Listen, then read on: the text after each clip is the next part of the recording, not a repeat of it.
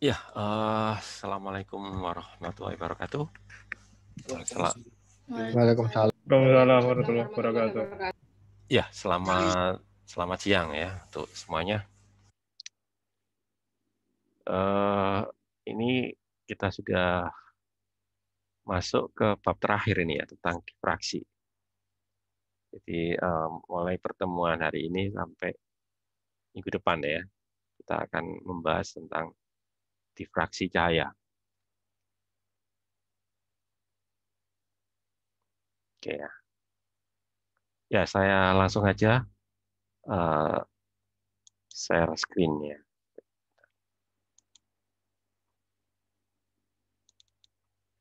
Ini sudah kelihatan nggak di monitor? Kelihatan, Pak. Sudah, Pak. Ya, terima kasih. Terima kasih atas konfirmasinya. Jadi ini adalah bab terakhir untuk mata kuliah optik ya, yaitu tentang difraksi.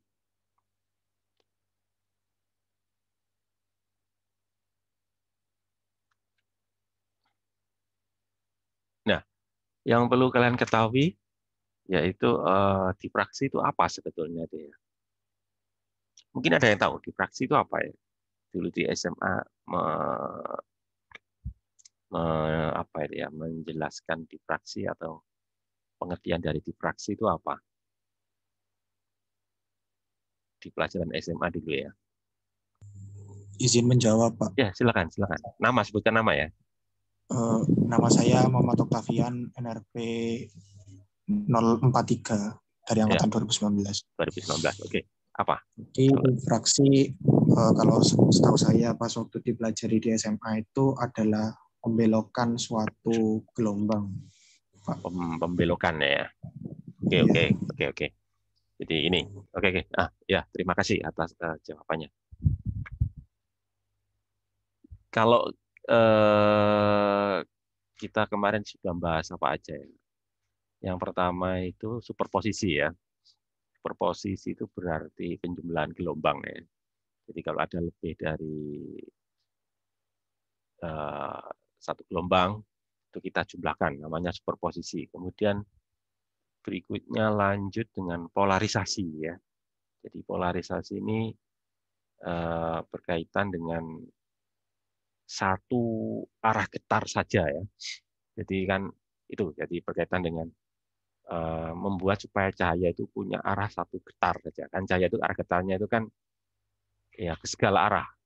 Segala arah tapi yang tegak lurus dengan arah rambat. Nah itu kalau kita membuatnya menjadi satu getar saja, jadi nggak ke berbagai arah. Itu disebut dengan polarisasi. Ya, polarisasi. Terus kemudian yang kemarin itu apa? Interferensi ya. Jadi interferensi itu ini perpaduan ya. Perpaduan dua berkas cahaya ya. Ya, yang koheren. Ada tambahan koheren. Jadi biar nanti nggak sama seperti superposisi ya. Superposisi itu kan perpaduan cahaya apa saja ya. Tapi kalau interferensi lain ya, interferensi itu perpaduan tapi ada catatannya itu koheren. Kalau nggak koheren maka nanti akan tidak muncul pola perinci. Jadi pola perinci itu akan muncul kalau cahayanya koheren. Kalau superposisi kan nggak perlu kan. Superposisi kan umum ya. Banyak kemarin ada yang tanya. Sebenarnya pertanyaan teman kalian kemarin bagus, apa bedanya antara interferensi sama superposisi ya. Penjelasannya itu ya. Jadi kalau superposisi itu penjumlahan gelombang ya, nggak perlu koheren ya, pokoknya gelombang apa saja ya bisa kita jumlahkan, namanya superposisi. Tapi kalau kalau interferensi ya penjumlahan juga, tapi ada ininya, ada syaratnya yaitu harus koheren. Nah, terus ini yang berikutnya ya. Sebelum saya jawab tadi ya, mengomentari tadi jawaban teman kalian tadi. Ini saya jelaskan dulu runutnya dulu ya. Nah, kalau yang kita bahas sekarang ini adalah interferensi, maaf, difraksi. Difraksi ini juga menghasilkan fringe juga ya. Jadi difraksi itu juga menghasilkan fringe ya. Kayak ini kan fringe ini, ini bentuk fringe ini. Jadi bentuk berinci. Jadi diffraksi ini terjadi pada cahaya-cahaya yang koheren. Artinya gitu. Terus apa bedanya dengan interferensi? Nah, ini ada perbedaan ya. Jadi kalau diffraksi ini beda dengan interferensi. Jadi kalau diffraksi ini sebetulnya gini ya. Sebetulnya diffraksi itu interferensi juga sebetulnya ya. Jadi saya perlu saya jelaskan. Jadi sebetulnya diffraksi itu adalah interferensi juga, cuma ada perbedaan. Ada perbedaan ya. Jadi ada fenomena yang mendahulunya. Fenomena yang mendahulunya itu yang kita sebut dengan nama diffraksi. Meskipun akibatnya juga interferensi ya. Jadi gitu. Jadi ada fenomena yang mendahului peristiwa interferensi. Kalau interferensi kan itu kan fenomenanya kan tidak ada, tapi kalau diffraksi ada fenomena yang menjadi penyebab terjadinya interferensi. Nah, itu yang disebut dengan nama diffraksi. Ya, gitu. Tadi ada teman kalian yang menjawab pembelokan. Ya, bisa juga seperti itu ya. Jadi kayak pembelokan atau lebih tepatnya itu pelenturan ya. Soalnya ya ada benarnya juga tadi jawaban teman kalian namanya pembelokan. Cuma di sini kata yang tepat itu pelenturan. Kenapa? Soalnya pembelokan itu kan bisa juga terjadi pada peristiwa pembiasan ya. Pembiasan juga pembelokan cahaya. Ya, cuma bedanya kan kalau pada pembiasan itu pembelokannya kan disebabkan oleh apa? Perbedaan indeks bias ya. Itu udah bias. Tapi kalau diffraksi pembelokannya itu terjadi karena akibat cahaya itu melewati sebuah celah yang sangat sempit. Ya, jadi kalau cahaya melewati celah yang sempit ya, yang besarnya itu seukuran dengan panjang gelombangnya, maka akan terjadi yang disebut dengan nama ini diffraksi. Ya, prosesnya itu tadi pembelokan juga sebetulnya, tapi fenomen prosesnya lain. Jadi bukan karena perbedaan indeks bias, tapi karena dia melewati celah yang seukuran dengan panjang gelombangnya. Jadi ordernya berarti kan nanometer. Nah, itu yang disebut dengan diffraksi. Jadi mungkin kata yang tepat itu apa? Pelenturan ya mungkin ya. Pelenturan cahaya.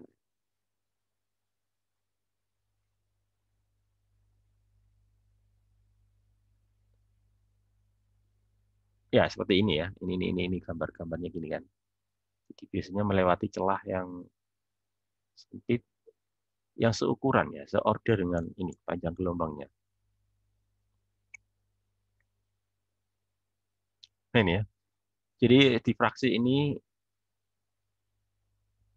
fenomena ini pertama kali diamati oleh Leonardo da Vinci tahun 1500-an ya, jadi cukup kuno ya.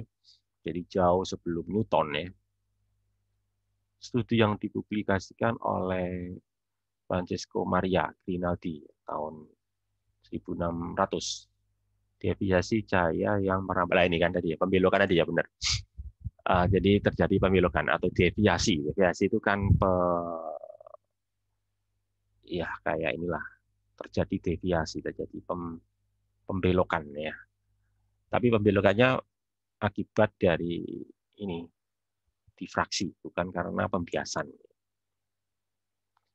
Pembelokan arah perambatan cahaya pada posisi tidak dapat diterangkan dengan, nah ini, itu yang membedakan sekali ya. Jadi proses pembelokannya itu nggak bisa kita jelaskan pakai hukum pemantulan dan pembiasan yang sudah kalian pelajari itu ya, yang di materi awal-awal tuh ya, itu nggak seperti itu. Jadi memang pembelokannya itu fenomena yang khusus yang kita sebut dengan nama diffraksi. Ini kan ini ya ceritanya ini ya. Ini kan sumber cahaya ya, ini ada penghalang atau celah itu ya. Lalu di sini adalah daerah pengamatan diffraksi. Apa hasilnya? Ya interferensi. Jadi akibat diffraksi tadi muncul proses berikutnya yaitu apa? Interferensi. Jadi yang diamati ya interferensi, artinya fringe itu tadi.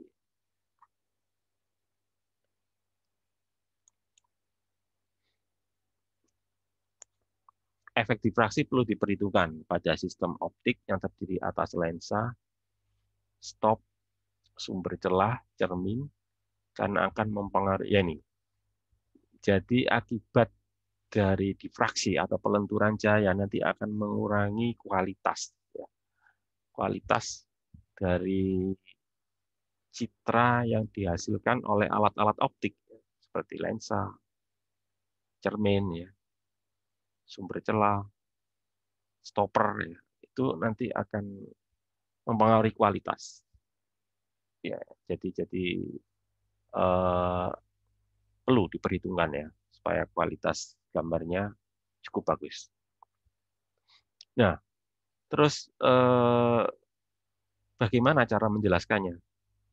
Ya kita harus kembali ke ini ya, prinsip dari Huygens-Fresnel ya. Jadi ini kan prinsip dari ini perambatan cahaya sebagai gelombang ya. Itu. Jadi penjelasan untuk difraksi ini menggunakan prinsip Huygens-Fresnel atau konsep tentang cahaya sebagai gelombang.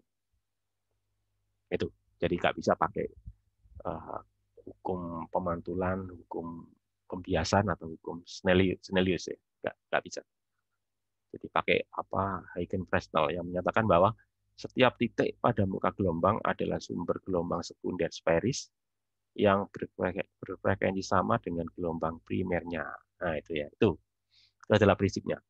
Jadi Huygens-Fresnel menyatakan bahwa pokoknya setiap muka gelombang dari gelombang primer, ya, gelombang awal, itu setiap titik, berarti titik apa saja yang ada pada muka gelombang primer, itu nanti akan berperan sebagai sumber gelombang baru yang kita sebut dengan nama sumber gelombang sekunder, yang bentuknya sferis. Sferis itu bola ya.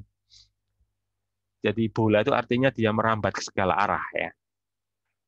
Soalnya kan 3 dimensi. Kalau permukaan air kan lingkaran, jadi sama kayak kita melempar batu di permukaan air kan tadi berupa gelombang yang berupa lingkaran, soalnya 2 dimensi. Tapi kalau 3 dimensi nanti berbentuk bola atau di sini istilahnya apa? Sferis. Yang frekuensinya sama ya tentu saja ya. Kan frekuensi harus sama ya dengan gelombang primernya. Itu. Kemudian amplitude medan optis pada tiap titik ya di luar gangguan adalah superposisi dari gelombang-gelombang sekunder yang mencapai titik. Nah itu ya. Jadi nanti akan terjadi superposisi. Superposisi maksudnya itu interferensi. Jadi superposisinya nanti akan menghasilkan interferensi. Kenapa? Karena dia berasal dari sumber yang sama. Nah itu. Jadi ini yang menjelaskan kenapa kok terjadi fringy ya. Karena superposisinya berasal dari sumber yang sama. Maka nanti karena sumbernya sama pasti dijamin koheren kan. Kalau sumbernya sama. Gitu. Jadi nantinya menjadi apa? Interferensi ya. Kalau superposisi kan umum gitu ya. Nah ini ya. Ini gambar ya untuk menjelaskan ini ya. Prinsip Huygens. Nih gambarnya kayak gini nih ya.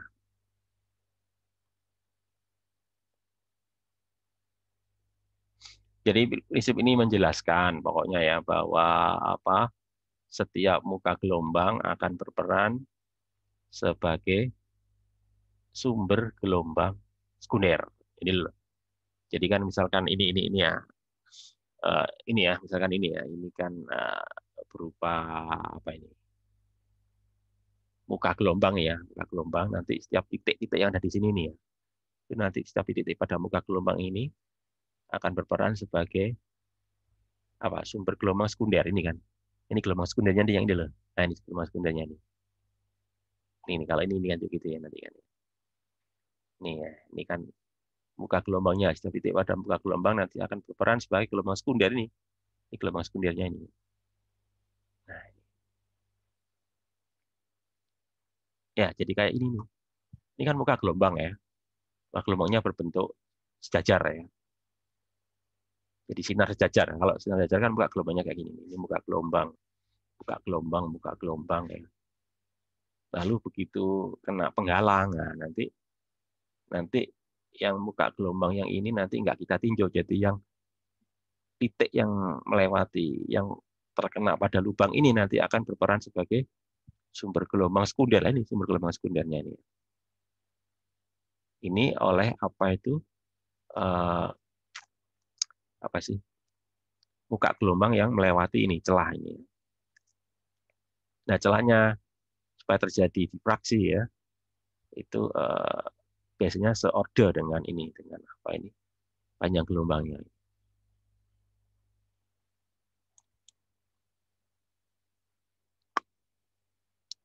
Nah, terus kemudian untuk difraksi ini ada dua ini, ada dua perumusan ya. Pertama itu difraksi Fraunhofer, yang kedua itu difraksi Fresnel. Bedanya apa? Kalau Fraunhofer ini difraksi untuk medan yang jauh ya. Jadi pada jarak yang jauh. Kemudian kalau difraksi Fresnel adalah pada jarak yang dekat. Ya, biasanya kalau jauh itu berupa bidang ya. Bidang itu berarti kan lurus tadi ya. Ini kayak ini namanya. Nah, kayak ini namanya bidang. Ini bidang ini. Kalau yang ini sferis. Bidang itu ya ini berupa garis-garis sejajar, permukaan sejajar ya. Permukaan sejajar, permukaan datar ya. Tapi kalau sferis permukaan bola ini ada jadi itu. Jadi nanti ada difraksi Fraunhofer ya, itu untuk difraksi jauh, medan jauh lebih tepatnya ya. Dan difraksi Fresnel atau difraksi medan dekat. Itu. Nah, terus kita lanjut.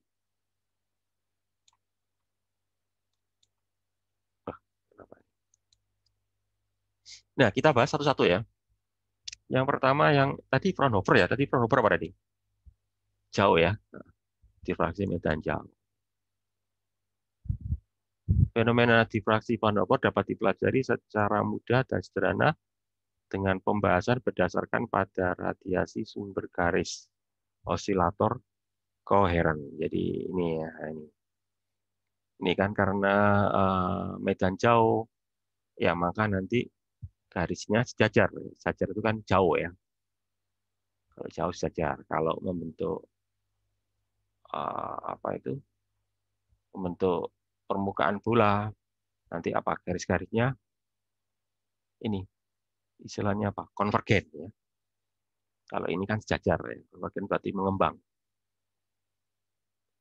Nah, ini. Jadi ini adalah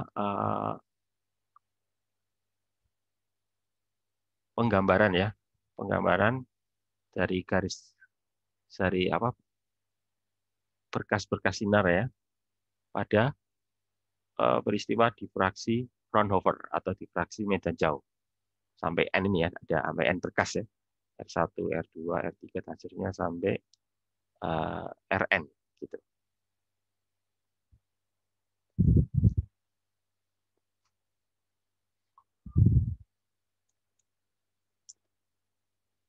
Nah, tadi kan dikatakan apa medan jauh ya. Berarti titik pengamatannya cukup besar ya dibandingkan dengan jarak antara osilator. Nah, ini ada istilah osilator ya. Osilator itu maksudnya sumber cahaya ya. Jadi pengamatannya pada jarak yang jauh, makanya disebut medan jauh. Maka amplitude gelombang dipancarkan semua sumber ya, maka amplitude gelombang dipancarkan semua sumber titik pengamatan sama besarnya ya. Jadi karena jauh ya. Sehingga boleh dikatakan amplitudenya sama semua. Jadi untuk setiap berkas itu amplitudenya sama semua ini. Katakanlah E0 gitu ya, katakanlah E0. Jadi nanti E0, E0 R1, E0 R2 sampai yang ke N itu sama semua. E0 R gitu. Nah, kemudian superposisi gelombang yang terjadi di titik pengamatan ya, tadi yang di titik P yang jauh ya. Titik pengamatan yang jauh, titik ini kan titik pengamatan ini ya. Yang cukup jauh karena medan jauh. Ya, kita jumlahkan ya. Nah, penjumlahannya pasti akan menghasilkan tadi interferensi ini. Kalau lihat polanya kan, ini kan, nah ini kan terjadi interferensi ini kan. Perbedaannya kan ini ya, antara R1 sama R2 ini kan apa ini, setengah gelombang ya, ini juga sama ya. Antara R zona E3 juga setengah gelombang semua ini. Kalau dari gambar tadi.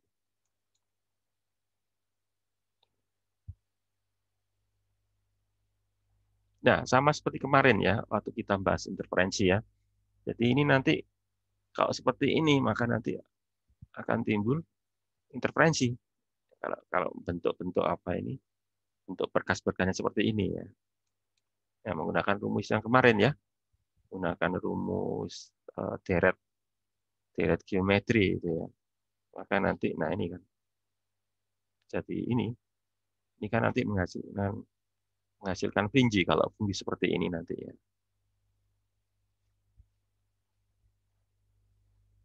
Ya, di sini ada apa ini? Ada R besar ya.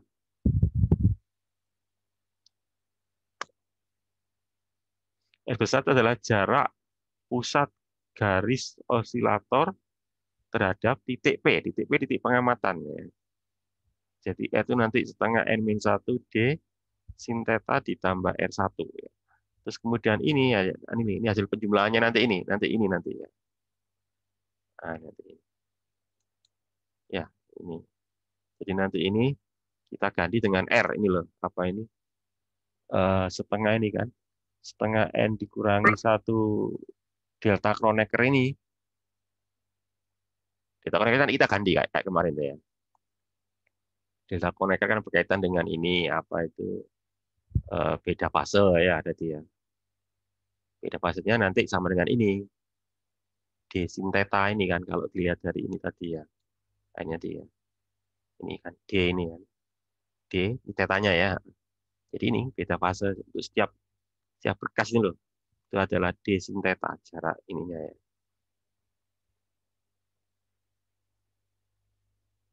Udah, kembali lagi sini.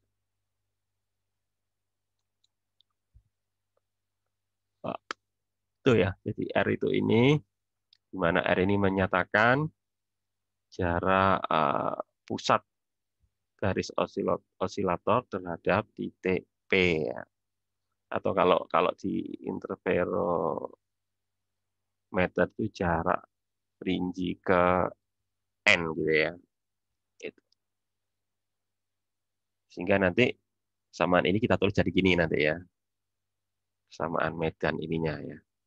Medan cahayanya di ini di layar atau di pengamatan ya. Di layar atau titik pengamatan. Kemudian tadi kan amplitudo ya. Atau kalau dinyatakan dengan simpangan ya tinggal kita kuadratkan ya. Tapi kalau bilangan kompleks kayak gini kan bilangan kompleks. Ya kita kalikan dengan konjugatnya ya. Jadi E ini kita kalikan dengan konjugat nanti menjadi intensitas. Nah, nanti gini ya. Nah, nanti ini ya. Jadi nanti ini. Ini adalah perkalian E dengan E konjugat. Hasilnya nanti ini. Jadi berkaitan dengan ini kan, sin kuadrat ini tadi ya. Sin kuadrat ini yang penting ini ya. Sin kuadrat ini dibagi sin kuadrat ini. Ini intensitas. Ya, kalau diuraikan lagi ya. Tadi gamma itu kan sama dengan ini. Gamma itu kan sama dengan ini ya. K kali D kali sin theta. Ini. Kali nanti jadi ini nanti. Nah, kemudian intensitas maksimum terjadi bila ini. Berarti maksimum berarti kan terang ya. Terang berarti perinci terang ya. Jadi nanti ada perinci terang, ada perinci gelap gitu ya. Kalau maksimum berarti ini merupakan kelipatan dari ini. Kelipatan dari 2pi ya. 2pi itu kan 360 ya. Ya. Sehingga nanti ini D sin theta sama dengan M lambda nanti ini ya. Kalau dimasukkan ke sini ya. Ini nanti 2mp maka nanti D sin theta sama dengan M per lambda. K-nya kan 2pi per lambda ya. K itu 2pi per lambda nanti. Nah, ini akan dihasilkan intensitas maksimum atau rinci terangnya ya. Rinci terangnya itu.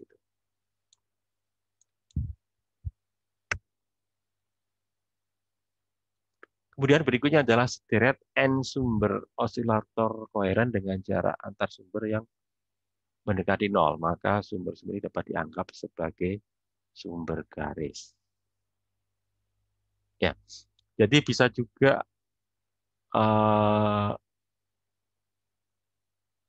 apa sih interdifraksi Fraunhofer ini bisa dihasilkan juga oleh banyak sumber cahaya, ya.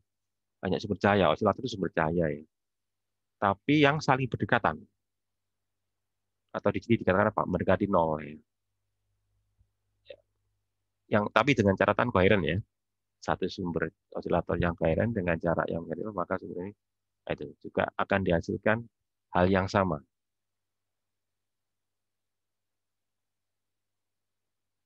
Itu, ya. Jadi bisa juga berasal dari N sumber cahaya, sumber osilator tadi istilahnya itu, ya.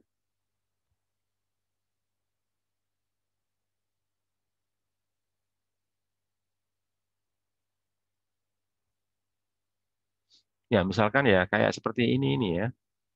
Ini penjelasannya ini, ya. Ini kan D ini kan, ya.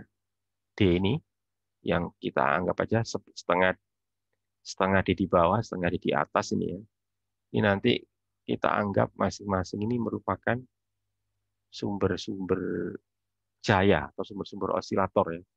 Makanya di sini diambil menjadi beberapa segmen, elemen-elemen lah gitu, ya. Elemen-elemen atau apa itu? Ya, elemen-elemen. Dipotong-potong menjadi bagian-bagian kecil, namanya elemen-elemen, ya. Sama seperti kayak di itu, ya. Di kalkulus itu, ya.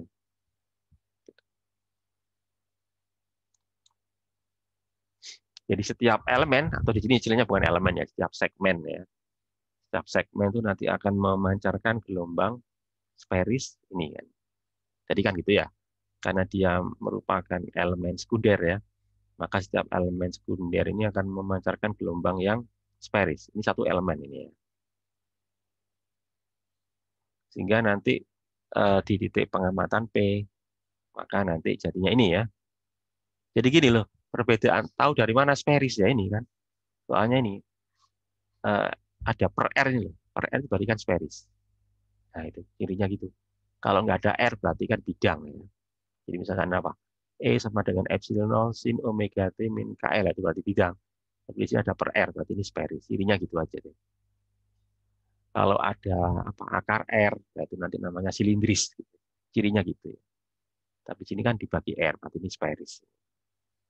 Nah, tadi kan satu titik, ya. Kalau banyak titik ya tinggal kita jumlahkan, ya. Tapi nanti kita jumlahkannya bukan pakai sigma, tapi pakai integral, ya. Karena tadi saya katakan pakai elemen-elemen tadi kan, ya. Jadi jumlahkannya pakai integral. Kita integralkan dari ini kan, dari batas bawah yaitu setengah D sampai maaf minus, ya, minus setengah D sampai setengah D. Nah, ini tadi. Ini adalah hasil penjumlahan untuk setiap osilator sekunder tadi, ya. Setiap osilator sekunder pada layar ini kan. Layarnya jaraknya kan R ini, ya. R ini tadi.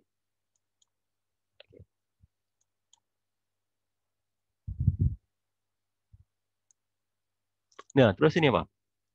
Sumber garis koheren tadi kan koheren.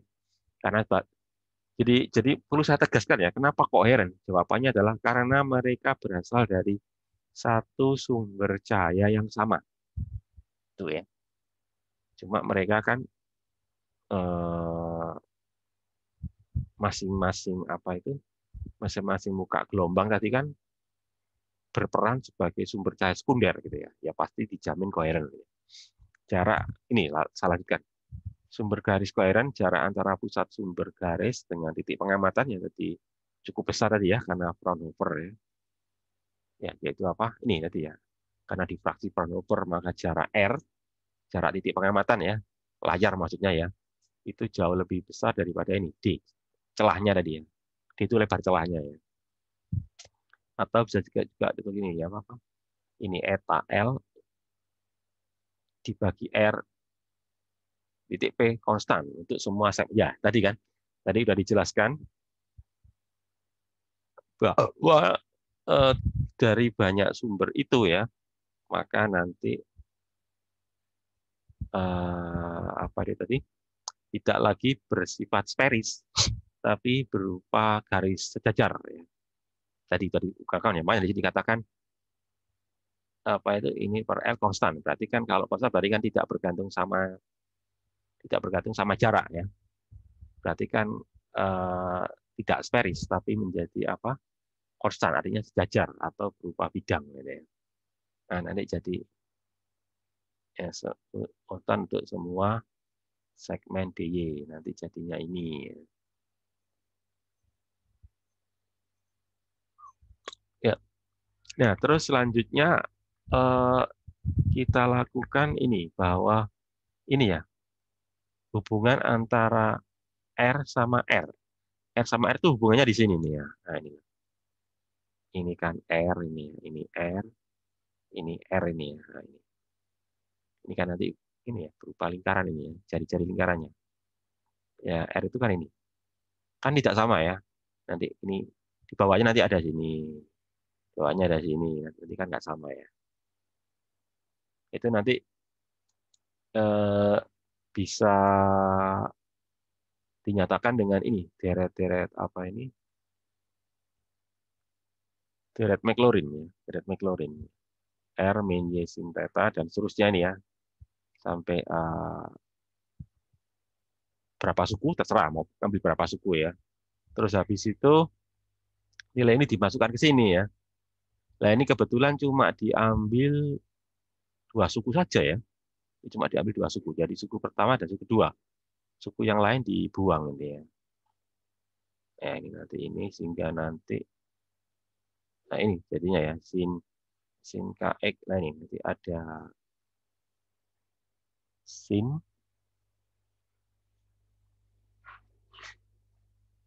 lalu dilakukan ini ya, pengintegralan terhadap y. Terhadap y. Y itu apa? Y itu ini. Mana tadi? Ini. Pengambilan elemen ini ya, berarti ke arah ini, ke arah apa ini? Y ini? Ke arah vertikal ini. Ya, arah vertikal dari ini. Garis muka gelombang tadi ya. Muka gelombang primer tadi.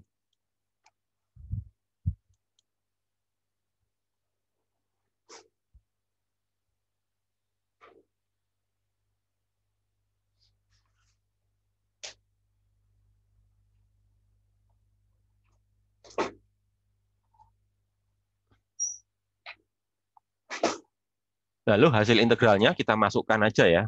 Kan hanya bergantung sama Y ini kan terhadap DY kan ini ya. Jadi integral terhadap DY berarti I-nya di mana sih? Ya ini kan ya. I-nya di sini kan ya. Jadi integral ini sih, integral sin ini ya. Kayak sin AX plus B dx gitu ya, kayak integral kayak gitu ya. Jadi nanti ini nanti cuma ini nanti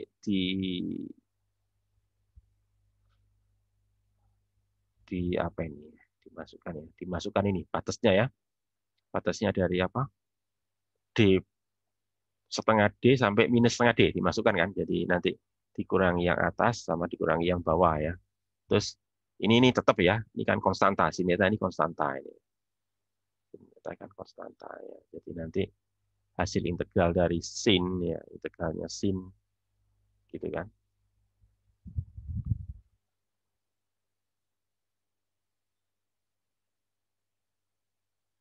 Ya integralnya sin, ya sin ini ya.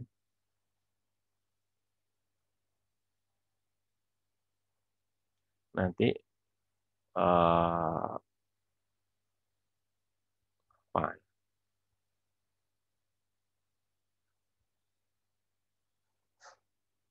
Ini ya. Jadi ini benar nggak ya sin ya? Integralnya sin kok jadi sin ya? Ini jadi ini ya. Coba nanti dicek aja ini ya kok jadi sin KD ini. Ya ini kan harusnya sin KL DY. Integralnya sin itu apa? Cos ya. Harusnya gitu ya. Ini kan sin terhadap ini nih ya. Sin Y. Nah, tapi hasilnya itu sin ya. Sin KD per 2 ini.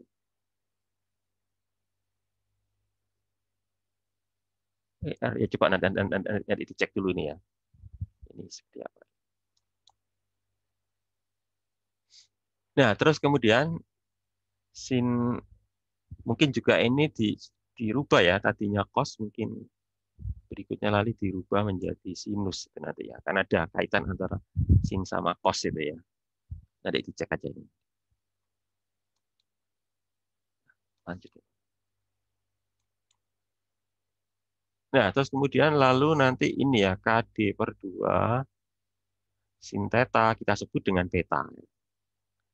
Beta sehingga nanti menjadi ini ELD per R, di tadi lebar ininya ya, lebar celahnya tadi ya. Sin beta per beta, lalu sin omega theta min KR.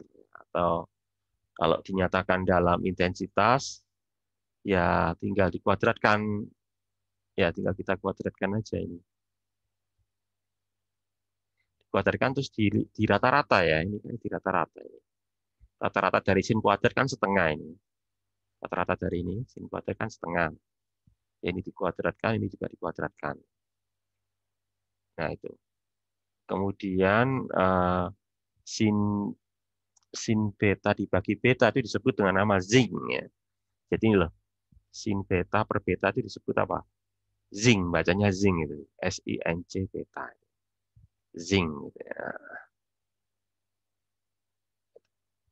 Jadi berbentuk fungsi zing. Fungsi gini loh, fungsi kalau kalian tahu fungsi sinus itu kan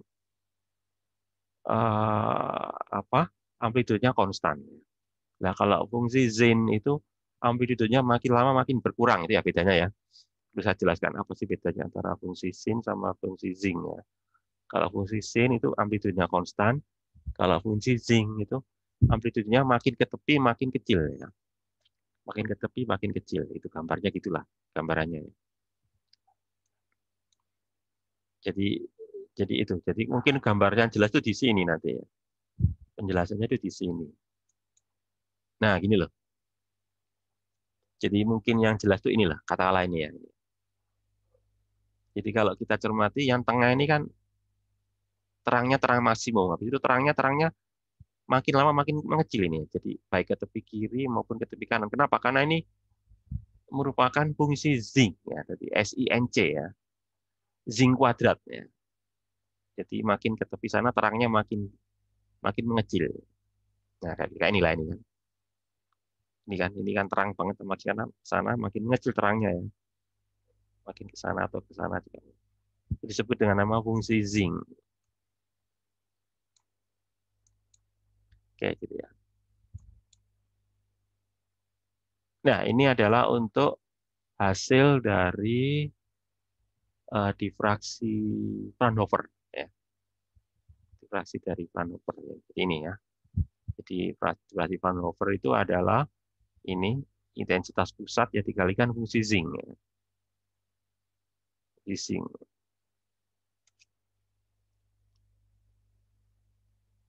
Nah, kemudian kita tinjau untuk dua kondisi ya. Yaitu kalau celahnya ya, lebar celahnya kecil sekali, lebih kecil dari panjang gelombang. Iya, apa ini? Terus yang kedua sebaliknya ya. Oh, maaf, kebalik saya. Kalau yang pertama ini lambdanya cukup, maksudnya lebar celahnya lebih kecil dari panjang gelombang. Kalau ini lebar celahnya lebih besar dari panjang gelombang gitu ya. Ya, jadi maka nilai beta kecil ya sehingga sin beta nanti apa yang terjadi intensitasnya konstan untuk semua theta dan itu dianggap sebagai sumber titik lah itu. Jadi ini. Jadi maksudnya itu kalau celahnya kecil sekali ya, lebih kecil dari panjang gelombang. Ya, maka nanti intensitasnya itu konstan ya. Jadi apa ya? Jadi fringe-nya itu sama semua ya. Jadi nanti berupa apa nanti itu sumber titik karena cukup kecil gitu ya. Jadi karena celahnya itu kecil sekali, maka hanya satu titik aja yang bisa lewat. Gampangnya gitulah. Logikanya gitu aja ya. Karena celahnya lebih kecil dari panjang gelombang, ya, maka nanti kita bisa anggap bahwa hanya satu titik yang bisa lolos dari celah tersebut. Satu titik sumber sekunder tadi ya. Tadi kan disebut setiap muka gelombang itu kan berperan sebagai sumber cahaya sekunder. Tapi kalau seperti yang kedua ini kan celahnya itu cukup besar, maka nanti yang terjadi ya kita nggak bisa menganggap sebagai satu sumber atau sumber titik ya. Jadi ada banyak titik yang bisa lewat ya. Ya, maka nanti yang terjadi apa? Intensitas ini cepat berkurang dengan bertambahnya ya. Jadi nanti berlaku ini nanti ya. Jadi nanti apa itu? Fungsi zinc-nya cukup cepat. Jadi fringe-nya nanti cepat ini ya, cepat apa itu? Cepat turun intensitasnya ya, fringe terangnya gitu ya. Jadi kalau cukup lebar, jadi nanti seperti itu. Atau gampangnya gini loh. Gampangnya kalau saya jelaskan itu gini. Kalau D-nya sangat kecil ya, lebih kecil dari panjang gelombang, maka nanti hanya satu titik saja ya yang bisa masuk ke celah. Tapi kalau seperti ini kan nanti ada banyak titik yang bisa masuk. Lah, efek dari banyaknya titik tersebut maka nanti ini berkurangnya fringe atau fungsi zinc-nya itu akan cepat ya. Akan cepat kan? Coba kalian lihat beta itu kan ini kan sebanding dengan D kan ya. Ya, jadi kalau dia makin lebar maka nanti betanya kan besar. Sehingga nanti akan berdampak pada berkurangnya terang-terang yang bagian tepi itu ya. Kira-kira penjelasan yang poin 2 itu ya. Karena D-nya besar nanti berkaitan dengan ini. Beta ini kan ya. Betanya jadi membesar. Nanti terpengaruh di fungsi zinc-nya ini kan. Nah, itu udah ya 15 slide ya. Itu ya gambaran dari tentang difraksi cahaya. Jadi kalau saya ringkas atau saya review itu intinya difraksi ini adalah pembelokan, benar sih pembelokan ya. Pembelokan arah rambat cahaya yang bukan disebabkan oleh pemantulan atau pembiasan, tapi merupakan sifat alami dari gelombang ya, karena dia melewati celah. Nah, gitu kan, katanya dengan celah. Nah, penjelasannya yaitu menggunakan prinsip dasar dari gelombang cahaya atau tadi menggunakan apa? Huygens-Fresnel tadi ya. Tadi yang sini tadi ya. Mana di Huygens-Fresnel? Huygens-Fresnel ini ya. Gitu. Nah, kemudian difraksi ini ada dua macam ya. Dua macam pengamatan maksudnya itu ya. Tergantung jarak pengamatan ya. Kita bisa mengamatinya pada jarak yang jauh, kita sebut dengan nama difraksi Fraunhofer. Jadi kalau kita mengamati pada jarak yang dekat, nanti yang namanya adalah difraksi Fraunhofer. Mana tadi? Difraksi Fresnel, Fraunhofer sama Fresnel. Nah itu. Nah, ini yang kita bahas baru yang Fraunhofer ya untuk medan jauh ya. Ya. Jadi sekali lagi nanti yang ikut menentukan lebar celah ya. Lebar celah itu menentukan nanti pola ininya. Pola fringe-nya itu tadi. Ya, itu materi kita hari ini ya. Mungkin ada pertanyaan sebelum saya akhiri. Ada pertanyaan barangkali? Nggak ada. Atau mungkin ada penjelasan-penjelasan saya yang tidak jelas ya.